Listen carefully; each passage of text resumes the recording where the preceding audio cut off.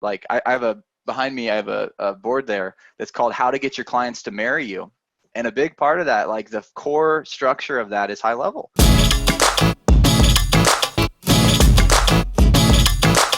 Hi, everyone. Welcome to another episode of the High Level Spotlight Sessions, where we showcase awesome marketers doing awesome marketing. Today, I am joined by Michael Kellim, the founder of Leverage Social, a marketing agency that's seen a huge amount of growth since adopting High Level for their clients. Mike, thanks so much for coming on the show. My pleasure.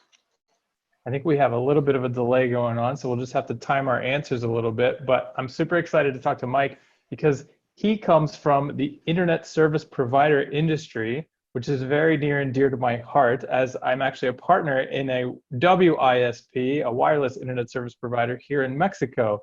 So Mike, tell me about how that all got started. Well, two things. One, I did not know you were in the WISP industry. That's my exact niche, is wireless internet service providers. So that is crazy. So yeah, I pretty much got into that space about, I guess it's 7 years ago.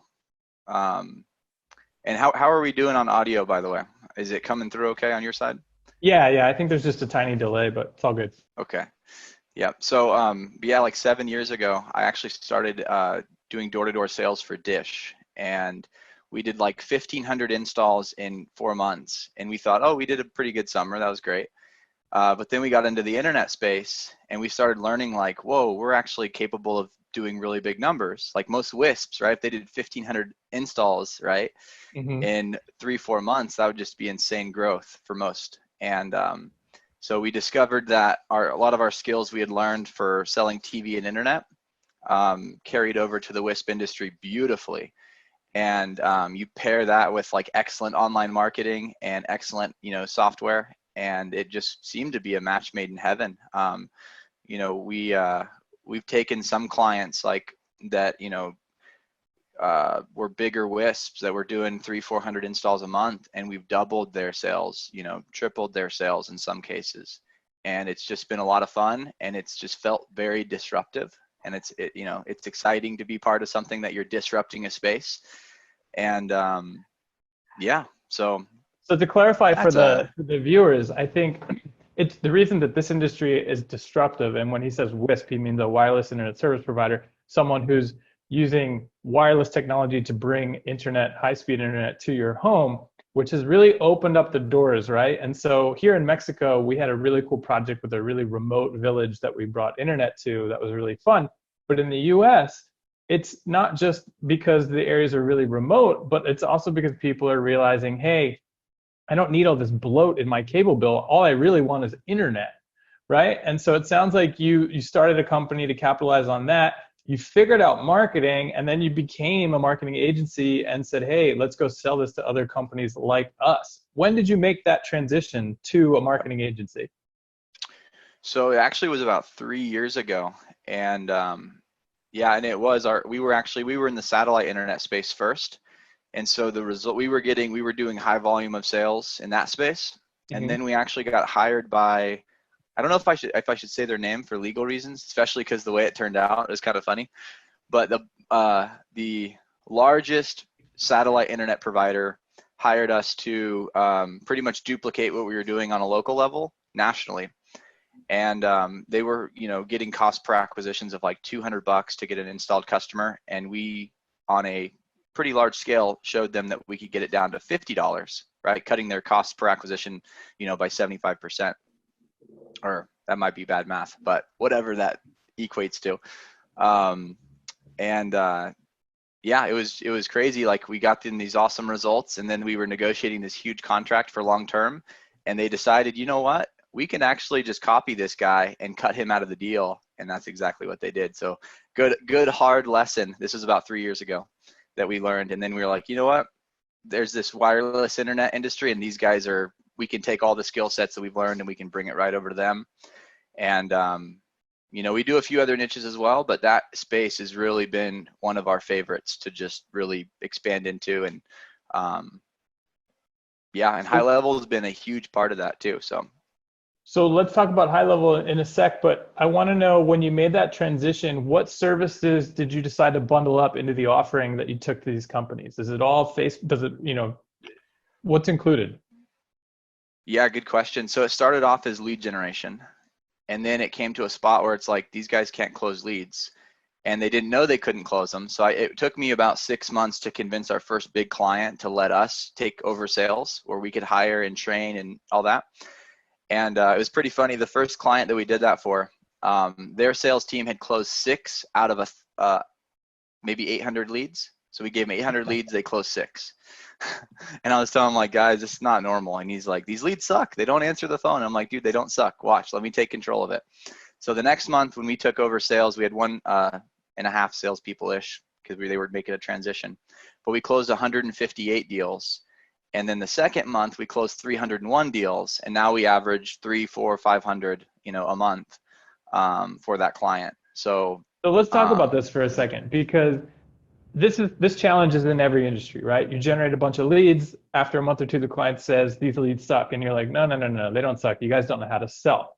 So every agency at some point thinks, should we create a call center? Should we try to do the sales for them?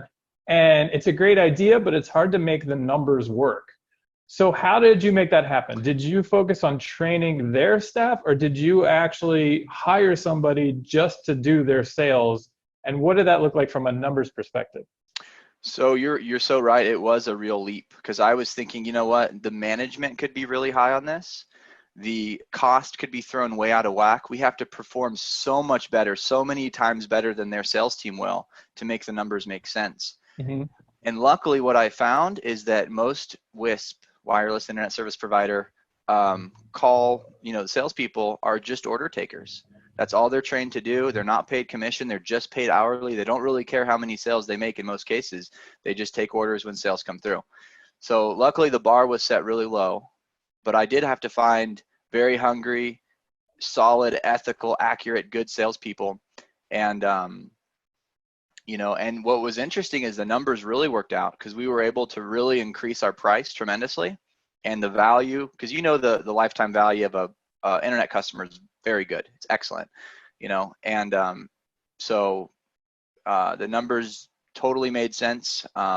In fact, when we do the numbers compared to traditional marketing, like the company that what they're already spending, with my costs, which is high, our retainers, a lot of them are 6 figures a year, not counting ad spend. But with our retainer, with our salespeople, the cost per acquisition still beats just their marketing cost per acquisition. So our marketing plus all of our people is still less than just their marketing cost per acquisition.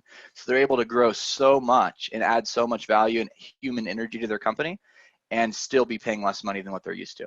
So for us in our industry and the way we're doing it, which we definitely have some secret sauce elements that make that work that way, but it's definitely worked out, and the numbers have been even more favorable than I thought when we started. That's fantastic. So tell me a little bit about how long ago was it you found HighLevel, and what that's done for your agency? Yeah, so we found HighLevel about a year ago, and it was interesting. It didn't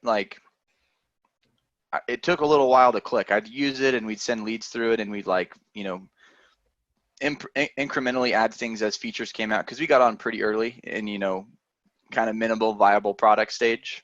And we've watched it grow and get so much better and improve. And, we're so glad, because there's been rough times, that, but we're so glad we stuck with HighLevel and committed to it. And it's just gotten better and better.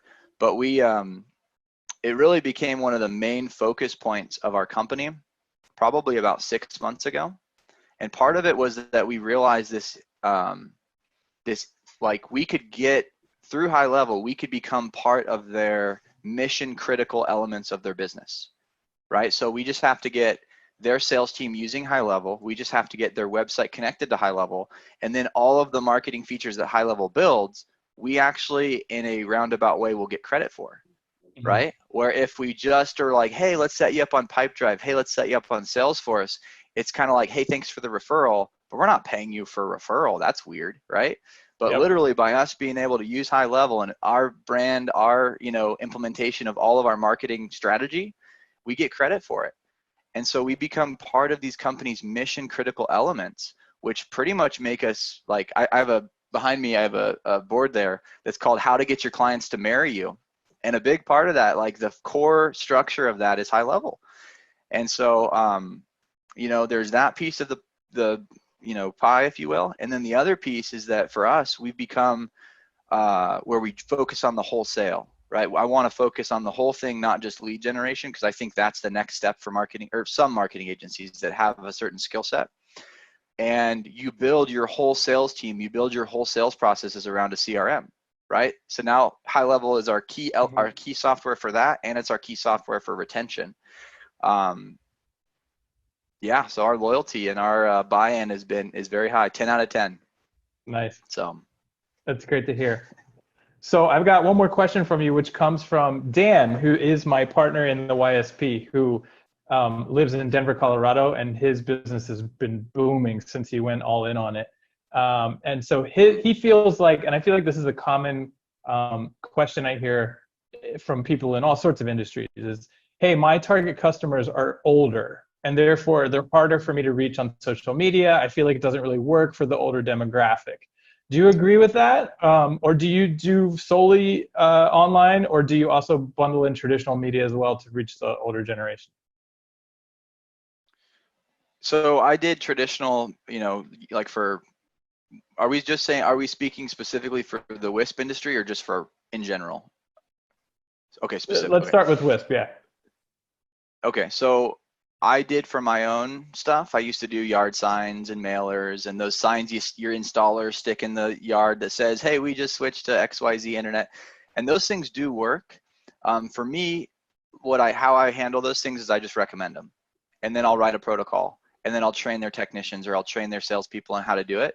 But then I step away because it's not something I want to manage, or I don't want my team to manage per se. And yeah, I just trying to make sure they implement it. It makes sense to implement, definitely does. There's great ROI on a lot of those marketing tactics. They're not scalable. You can't just press a few numbers on a Facebook ad and instantly, dictate the amount of sales you get. Yeah, so that'd be my answer on that. Like, it should probably be done, but for us, we just recommend it. We don't actually take the initiative to do it all ourselves for them. So then clearly you find success on Facebook to the older generation. Is there any sort of tips or tricks you could give as far as making an ad that resonates with an older generation, making that work on Facebook? Well, as you know, I mean, Facebook's average age is like in their 30s. And if any older person is going to have a social media, they're probably going to have a Facebook. They're not going to be on Snapchat. Grandma's not on Snapchat. But still 80, not yet. Right, not yet. But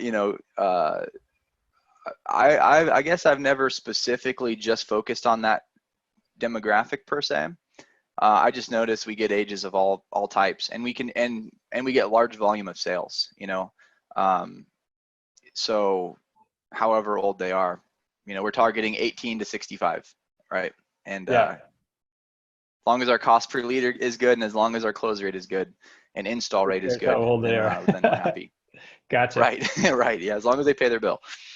Well, Mike, thanks so much for coming on. If people like what they're hearing and they'd love to talk to you or find out more about what you do, where should they go? Well, for people, probably high-level community people, probably just add me on Facebook if they had a question or if they wanted to chat on this stuff, or that'd probably be a good place to start. Cool. And where are you located? Do you run a YSP right now, or do you just focus on marketing for other businesses? Nope, just a marketing agency right now. I've thought about it because it's a very viable business, and it'd be nice to buy one and just set these systems up, put good people in place, and run it from afar. But well, I'll put you in touch with Dan, and maybe you guys can work something out. But thanks again for coming on the show. Thanks everybody else for watching. See you in the next episode.